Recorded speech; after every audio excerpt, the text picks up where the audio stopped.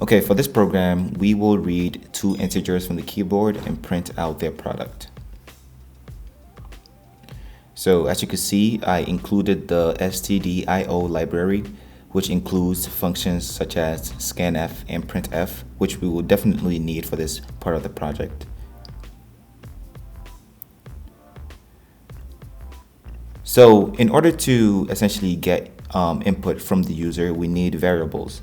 So as you can see, I declared three variables, number one, number two, and a result variable. The result variable will hold the computations that we do with the number one and the number two variable. So essentially number one will hold whatever number that the user enters, number two will do the same, and then we will multiply both of them and then store it in the result variable, and then we will print it out.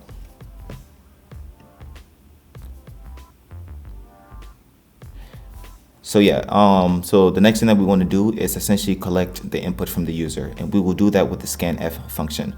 I have a number of videos describing what the scanf function does and essentially all the parameters that it needs to successfully retrieve input from the user. So I will leave that in the description down below.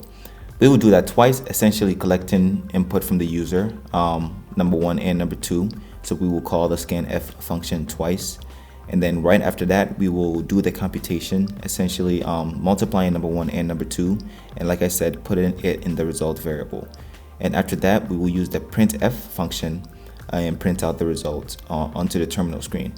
And as you can see, scanf and printf are both functions inside of the stdio library. So that is why we included that into our program before we started coding.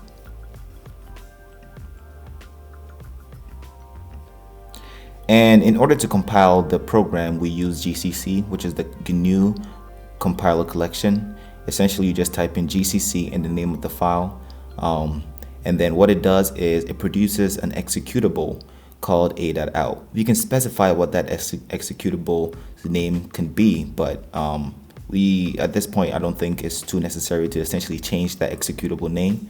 To see or to essentially view or run your program, you just reference that executable with dot / and then the name of the executable. In this case, the name of our executable is a.out.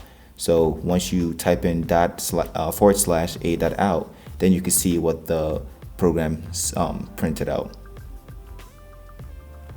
So as you can see, after we did the dot / a.out, we were able to input in our numbers into the program, which is 1 and 2, and as you can see, 1 times 2 is 2, so we ended up printing out the answer, which is 2.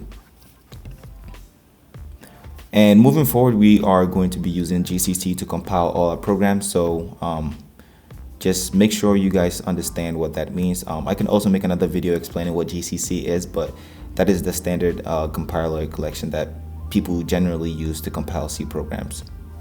So yeah, that would do it for this episode. Just basically getting two inputs from the user using the scanf function and the printf function, and then printing it out to the terminal screen. Thank you for watching. Please don't forget to like and subscribe to the channel if something like this is of interest to you. The best thing, or the best way that I would suggest someone to essentially utilize this channel is to go to my channel, search up a problem within all of my videos. If I don't have it, please make sure to message me or something like that, and I'll be sure to make a solution video about it. Thank you, and I'll see you in the next video.